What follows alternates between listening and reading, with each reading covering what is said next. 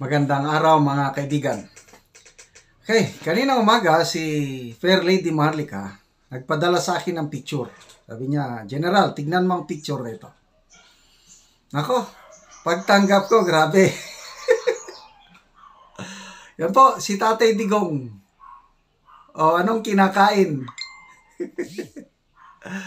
Ay, pulburon. Yan, medyo yung box niya. So, ano ba ito? Sinadya ba na kunan ng picture si PRRD na kumakain ng pulburon, din sinadya na i-post? May pinapasaringan ba? Nagtatanong lang ha. Baka makasuhan na naman tayo dahil nagtatanong lang. Yung kaso ko, violation of anti-cybercrime law, yung title ko, AFP PNP Generals convincing PBBM to resign. Ang laki yung question mark ko doon eh. Dahil doon kinasuhan ako. Anyway, legal matter na yon. But salamat, maraming nagbibigay sa akin ng lakas ng loob. Salamat sa inyong mga text messages, ang dami. Ituloy nyo lang ang pagpapadala sa akin ng text messages, prayer, and everything. Nakakatulong yon. Tuloy lang ating laban. So ito, tatanong ulit, bakit si Tatay Digong biglang may lumabas na picture sa social media na kumakain ng pulburon? Grabe talagang pag-iisip ng ating Tatay Digong. Bago lang siya nagsabi na, wala yan, pulburon video na yan. Wala yan, daming natuwa. Wala daw talaga. So, inakusahan na kami. Number 1, si Fair Lady Maharlika, ako, mga fake news daw kami tungkol sa pulburon. O, di, sige lang, fake news. But then, ito, may napanood akong vlog ni Attorney Trixie Angeles, isa sa mga paborito kong vlogger. Ang galing niyang magpaliwanag. Yung, dahil daw sa pulburon, sabi ni Attorney Trixie, parang naprapraning ang administrasyon. Okay? Tapos yung pulburon, kung sino man ang may hawak, kung mayroon ba o talaga, kasi alleged man lang. Kung totoo na may pulburon at planong ilalabas, sabi na Attorney Trixie, it's a timing. Bakit i-timing? Kasi kung ilabas ang pulburon video at aalma ang taong bayan, according to Attorney Trixie, baka may mangyari at may papalit. So, ang BP na papalit, parang Gloria Formula. In-explain niya, Gloria Formula. Nung umalis si Erap, take over si Gloria. Dahil more than 2 years ang na-serve ni Erap sa kanyang term, itinuloy lang ni GMA. After that, naging eligible pa, natatakbo ulit si GMA, kaya naka 9 years. Yan po ang 9 years si GMA. Yan po ang paliwanag ni Attorney Trixie kung bakit, kung mayroon man o walang video, malalaman natin. But kung ilalabas yan, it's a matter of timing. Okay, so idugtong ko ito. Vlog ko na ito na may reaction ako. Kailang ang pakinggan natin si Attorney Trixie. So, Tatay Digong, bigyan mo naman kami ng pulburon. Pasalamatan ko pala, meron akong loyal subscriber, si Yodora. Salamat sa ipinapadala mo, Yodora, na pulburon. Ang sarap talaga. Sana maulit-ulit, padalhan mo kami ng pulburon. The state protects itself. Okay? So, yung mga nagsasabing, bakit hindi nilalabas yung video? Because, if there is an intent. I'm not saying there's any. What I'm saying is, if there is an intent or they want to make sure that there is a way out. Kasi pag lumabas yung video na yan, there will be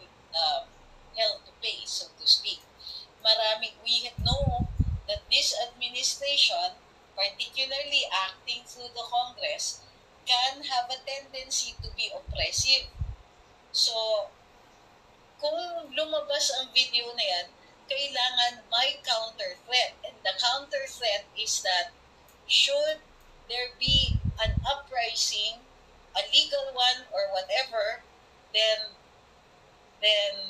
there is a possibility of a 9-year presidency for the one who takes over.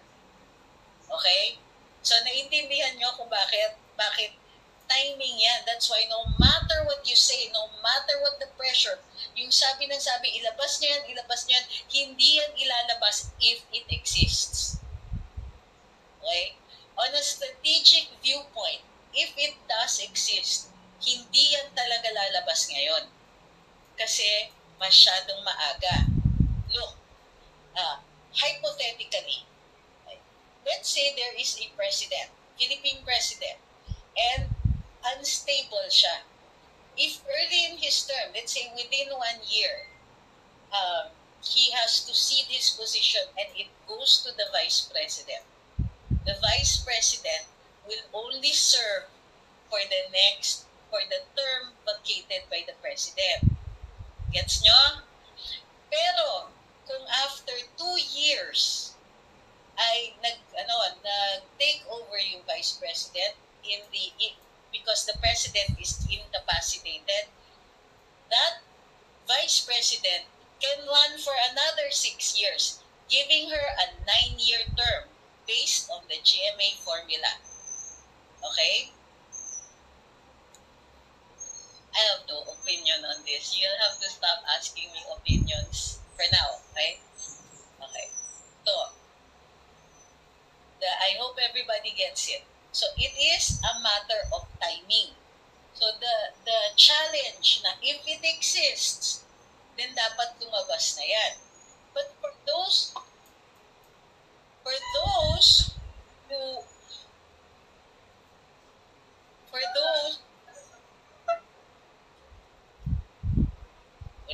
sorry, my dog came back from the hospital.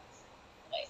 So, if it does exist, and the people want to make sure that they have a fallback position, he may sugat siya, he had surgery, so he just came back.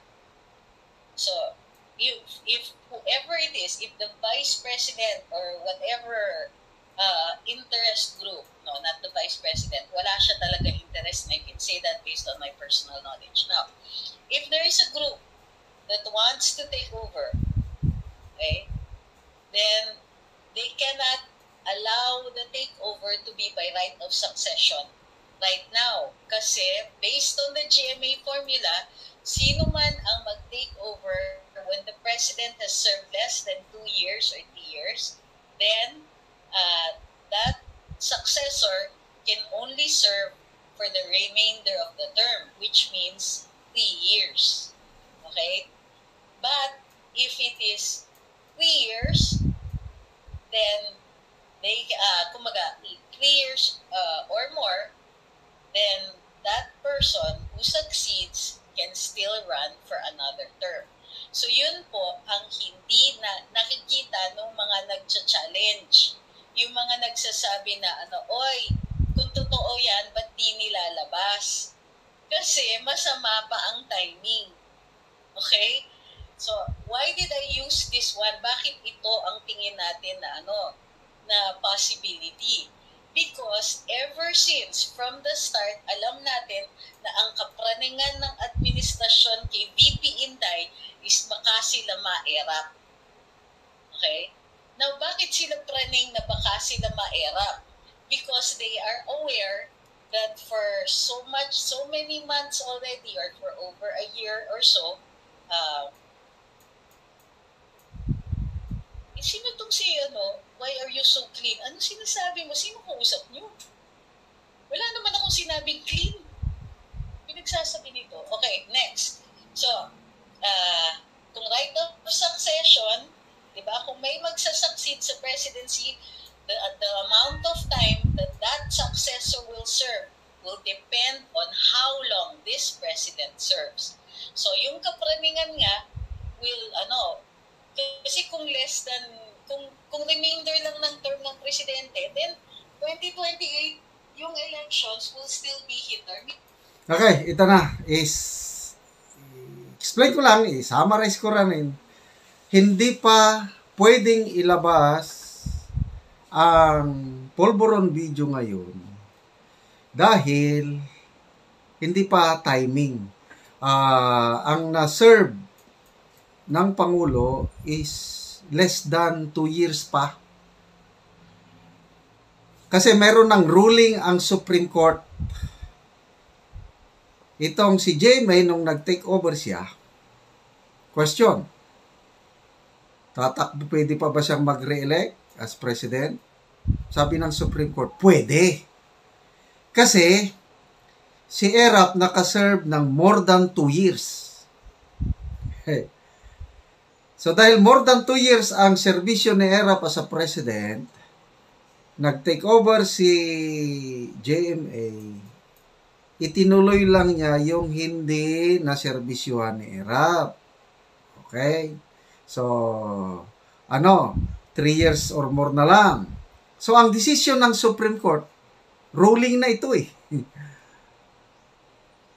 Dahil nakapag-serve si Erap ng more than 2 years, pwede si GMA tumakbo for president.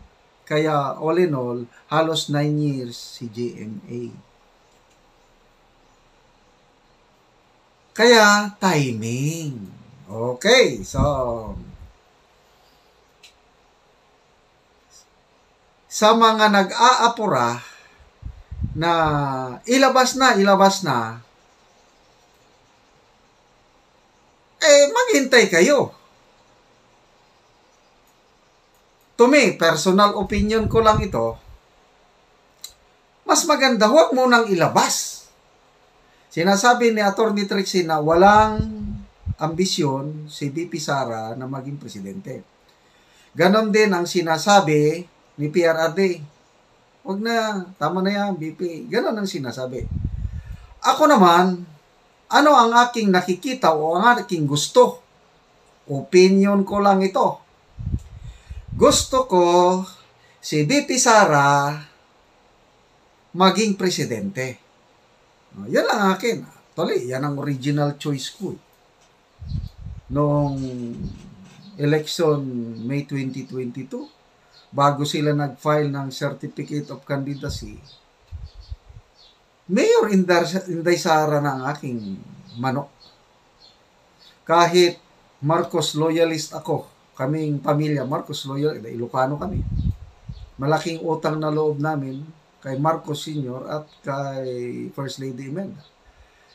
Kaya lang, kung nagkandidato lang si Mayor Inday Sara, nagkandidato rin si BBM, sorry na lang, BBM. Sara Duterte kami, buong pamilya namin. Ganon ako. So, I don't know kung anong plano ng Duterte family. Ayokong pangunahan. Ayoko. Wala akong masasabi niyan. Akin, personal ko lang ito. Kung lalabas man ang video na yan, huwag mo nang ilabas. Gusto ko, akin lang gusto ko, makaserve muna si BBM ng 2 years. So, kailan siya makaserve ng 2 years? By June 30, 2024. Okay? So, kung ilalabas man, kung sino man ang maglalabas, hindi ko rin alam. But I believe, my belief, opinion, whatever, analysis, merong video. Meron. Ilabas na lang yan after June 30. Okay? April, May, June. Tama yung sabi ni Atty. Roque. Ano sabi niya? Pongsoy, experts, nagsasabi, may masamang mangyayari kay BBM second quarter of this year. Anong second quarter? April, May, June. Second quarter niyan. So again, analysis ko lang ito based sa Pungsoy expert na sinasabi ni Attorney Roque. Second quarter. Kung sino mang may hawak ng video na yan, di ko alam, baka ilalabas sa dito. And basta June 30, ilalabas yan. Pa! Oh, anong mangyari pag inilabas na? I can just imagine kung gaano ako na-imagine ko na talagang ako sa galit pag nakita ko talaga tatlo ng aking sources nagsasabi na panood na nila at klaro ang mukha. So pag inilabas na yan by June 30, anong mangyayari? I don't know anong mangyayari. Yan ay sabi ni Attorney Trixie na naprapraning na ang administration ni BBM. Baka matulad sila kay ERAP. Okay. GMA. Di ba? Tahimik na tahimik si GMA. Ay, nako. Isa ring maro itong GMA na ito. Maro, political strategist din ha. Anong unang aksyon ni Tambaluslos? Di ba, dinimot niya si GMA?